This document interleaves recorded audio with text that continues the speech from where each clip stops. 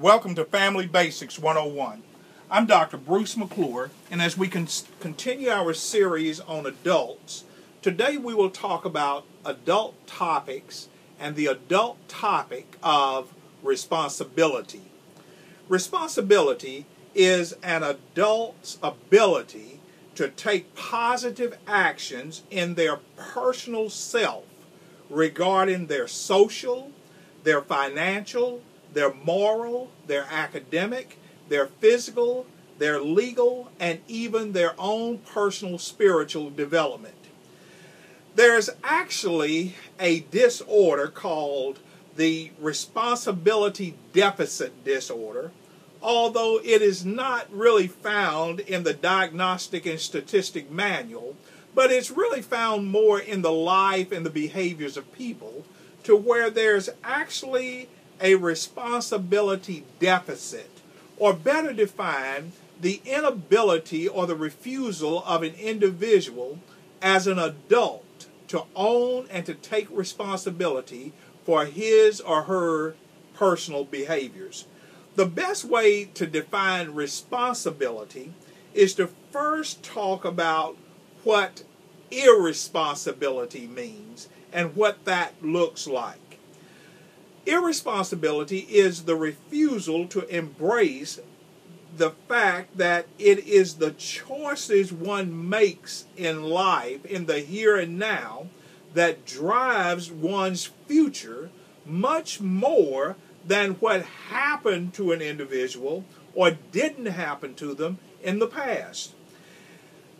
Irresponsibility means forever blaming the bad people and forever blaming the bad events and forever saying it's the bad circumstances for why an individual see you and see the world and life today as one does. In other words, the reason that I have this dim outlook on life is because of the exterior, the external people, the external events, the external circumstances beyond my control. Irresponsibility also means there's the myth that one can live life responsibly and make their life's goal to fix everyone else's shortcomings by perpetually pointing them out in others. Responsible people would say to the contrary, forever blaming people is not going to make me a better person.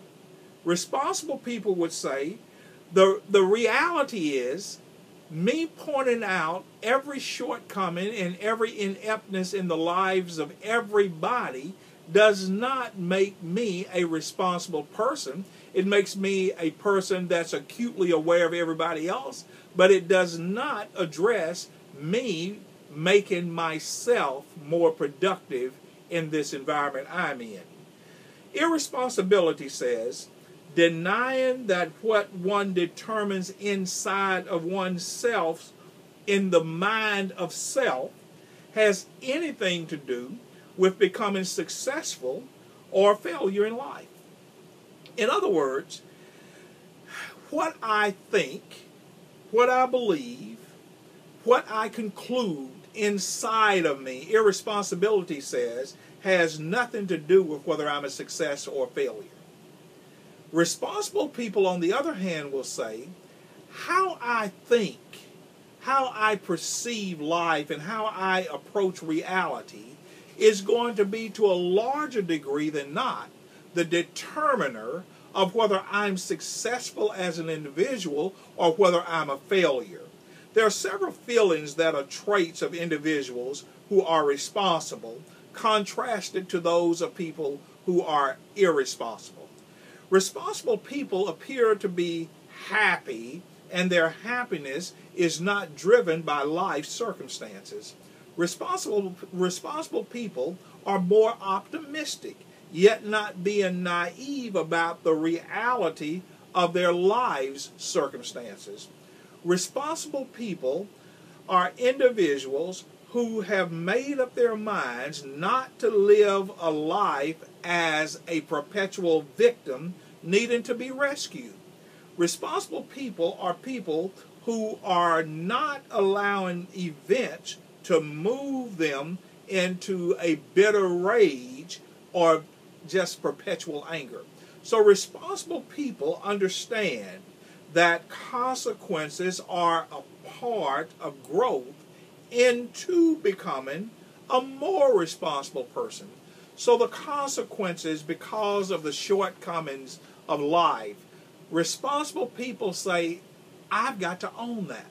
And I'm going to allow these circumstances and these consequences not to make me a bitter, enraged, or a worse person, but really to cause me to grow and cause it to be a learning opportunity. Now, here are some abnormal behaviors that are found in irresponsible people. And this is completely different than what you'll find in responsible people. Irresponsibility says, I have a non-forgiveness of the wrongs others have done. Irresponsibility says there's bitterness and rage and violent acts against others to show them who I am and my disdain for life. Irresponsibility is filled with sarcasm about events of life. Irresponsibility is filled with aggressive behaviors. Irresponsibility is filled with lies in order to cover lies. Irresponsibility is filled with a mentality of disrespect of everyone around the individual. Irresponsible people are also more passive-aggressive in their actions. Some would call this throwing a rock and hiding their hand. Irresponsibility dictates perpetual fault-finding in others. Irresponsibility attempts to make other people feel guilty about what basically is a mute issue. Irresponsibility also dictates that there must be a public, or more than that, a private embarrassment or humiliation of people in order for one to feel good about oneself. In the book of 2 Samuel chapter 11, verses 1, 2, and 3, there's a story about King David. And King David, as leader of God's nation of Israel, was supposed to lead his army into battle. But David one day decided to stay home from battle, and he sent Joab out in his stead. And the Bible says, when the time of kings to go forth in battle came, David sent Joab, and Joab took the servants of David with him, and they went out and they fought. But David stayed at home in his palace in Jerusalem. And it came to pass at evening time that David arose from off his bed, walked upon the roof of his house, and from his roof he saw a woman bathing herself, and the woman was very beautiful to look upon.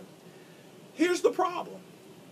David sins with Bathsheba, and we all know the story. He gets Uriah the Hittite, her husband, killed. We know the story. But the problem that put it in motion was David's irresponsibility as a king. David's irresponsibility allowed him to be home when this woman knew that all of the men were out doing war. Irresponsibility then will lead to regrets. And not until David owned responsibility for his actions was he able to move forward in life based on the present. I've sinned. This is my fault, David would say. And not until David could own responsibility for his past could he move into the opportunities of his present. I'll see you back in class again next time. Don't be late, and don't skip class.